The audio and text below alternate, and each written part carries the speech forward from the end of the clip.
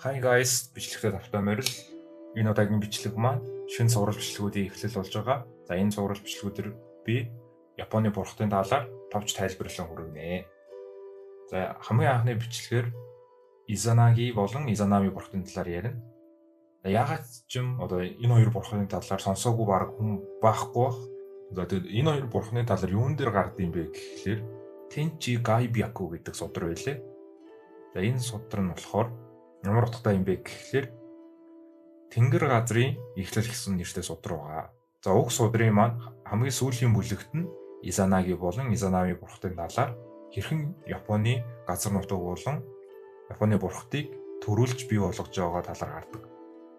Энэ хоёр бурхан маш олон зүйлийн бэлэгдэл болдог. Мэдээж эрэг үнэн хайр сэтгэлийнх гэр бүлийн бурхан, үр хүүхдийн бурхан гэж бас явагддаг байгаа. За Тенчи Гайбяку гэдэг судар маань Аме но Минакануши гэдэг бурхан сансар төрснөөр эхэлдэг.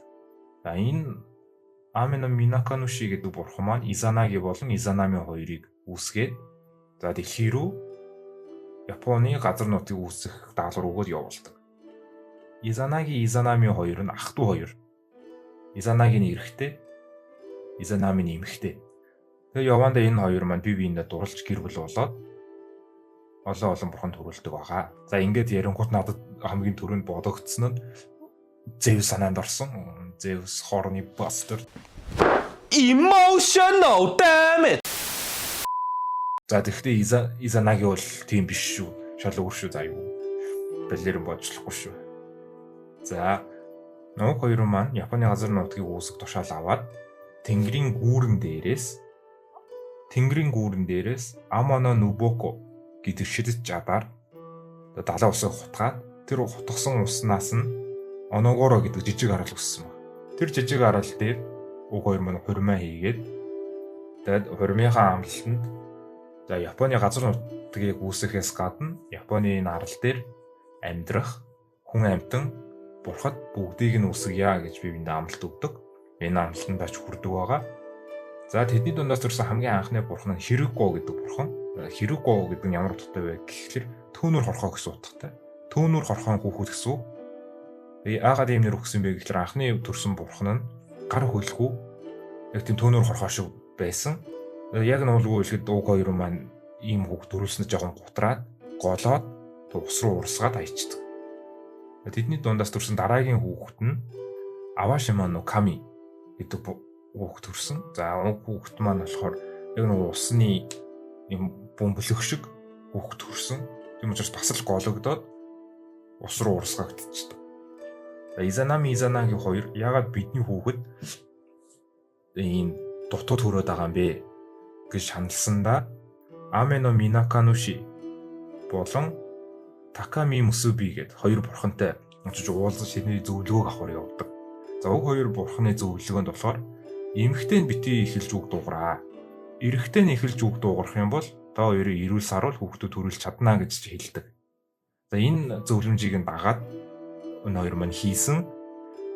За тэгээд хамгийн эхлээд тэд Аважима, дараа нь Шикоку, тэгээд Оки, Кюшу, Ики, Цушима, Садо, Хоншу гэх Японы үндсэн арлуудыг үүсгэдэг.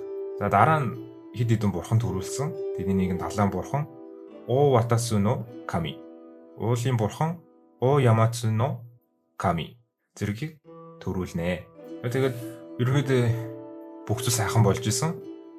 Гэсэн ч Изанами галын бурхан Хино Кагуцучи но Ками гэх бурханыг төрүүлэхдээ хүүхдийн гал түлэгдээ маш хүнд шархтдаг. Өвдөлтөд илгүү унагсан нулимснаас нь Нендо но Ками, Мизу но Ками, Коза но Ками зэргийг төрүүлдэг. За Изанаги хайртай бурхнаа ихнэрээ нальж чадхаараа асарсан ч гэсэн өргөмөн шархаад аалгүй бурхан болоод хүүхдийн орон руу явчихдаг.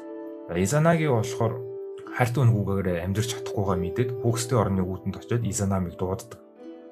Изанами минь гараад ирээчтэй гэд дуудахад Изанами гарч ирээгүй. Харин дотроос нь би ингээд хүүхдийн орны хоолыг идчихсэн. Тийм учраас би дахиж эндээс гарч чадахгүй гэж хэлдэг.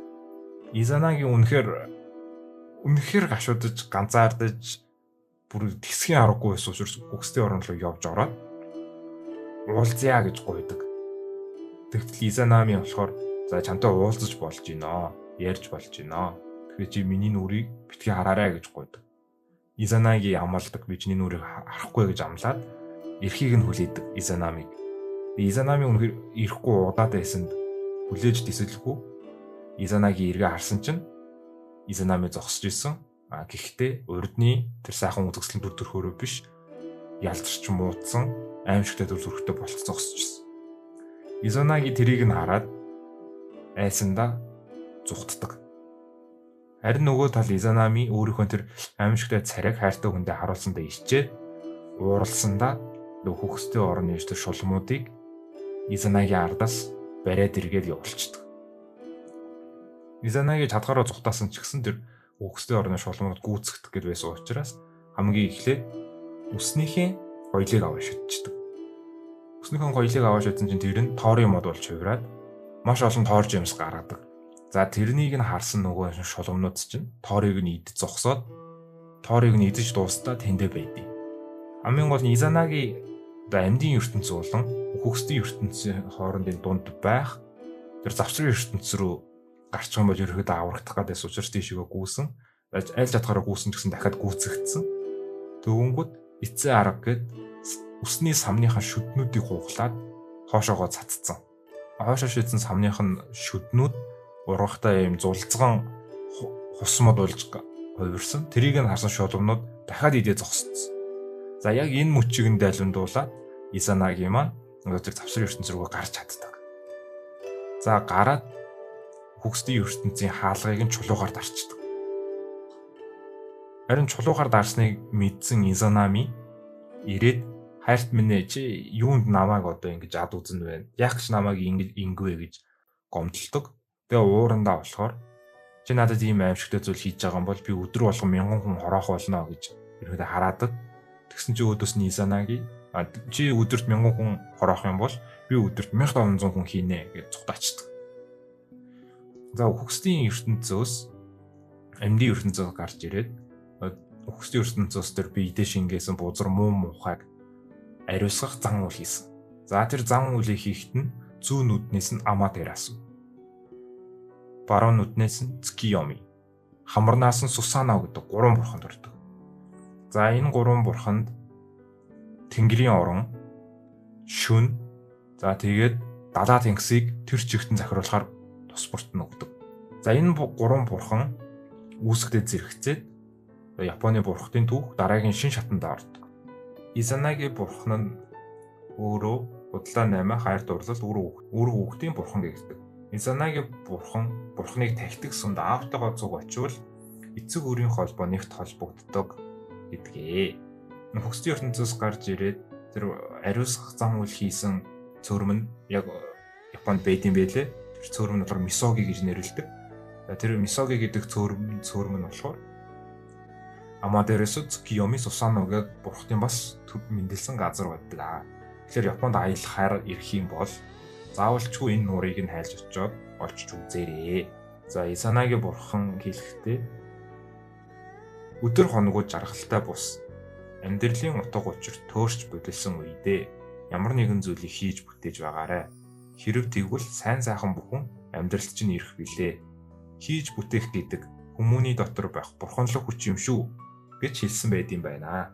За манай дэлхий дээр маш олон амьд амьтан байгаа. Гэхдээ ямарваа нэгэн зүйлийг хийж бүтээх чадaltaй амьтан гэх юм бол хүнээс өөр байхгүй.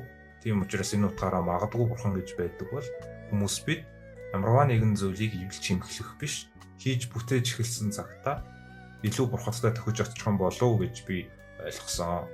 Японочууд ч гэсэн тэр утгаараа маш ажилсаг хүмүүс. Ажилсаг байхад буруу юм байхгүй. Шинэ юм сурахад буруу юм байхгүй. Ямарваа нэгэн авьяастай бол авьяасаа хөгжүүлж, ямар ч авьяасгүй нэгэн байх юм бол сонирхдаг ямар нэгэн зүйлээрээ хичээллэж амьдралдаа шинэ дадлаг зурчил бий болгохыг уриалж байна. За дуустал сонссон баярлалаа. Тэгээд бичлэгийн эцэст хэлэхэд миний ярих чадвар жоохон муу уучлаарай. Тэр үнэхээр аргагүй. Тэгээ миний хоолой бас тийм сонирхолтой биш. Дээрээс нь ингээд Япон аимшигын түүхүүд гэж чанал байгаа ч гэсэн уг чаналаараа дамжуулаад бид тэр японочдын тэр сэтгэн бодох үе, түүх, соёл уламжлал гэдэг зүйлийг монголчуудтай багч ч гэсэн хүрэхийг зорж байгаа. Би ч гэсэн анх Монголд байхдаа яг л Япон гэдэг улс ижигтэйхэн ойрхон байгаад байдаг. Нэр өдөр тутмын амьдрал одоо нэг японочууд аль хэдийн ороод ирсэн. Жишээлбэл аниме байна. Манай монголчууд бараг бүгдээрээ Япон машин унж гин. Цахилгаан бараан ч гэсэн дүүрэн Япон бараанууд байна. Ягаад ч юм ингээд бидний гар хүрэх газар байгаа юм шиг мэдэрдэг гэрнэ. Яг үндэ Япон гэдэг бусад улсын соёлууд үнэхээр хол үйжээ гэдгийг би Японд ирээд 5 жил амьдрахтаа ойлгосон. Тийм ч учраас манай чаналыг сонсдог сонсогчдоо бусдын соёлыг сурч мэдээрэй. Бусдын соёлыг ойлгоорой. Бусдын соёлоос суралцаж хэрэгтэй зүйлийг нь шингээж авахыг хүсэж байна.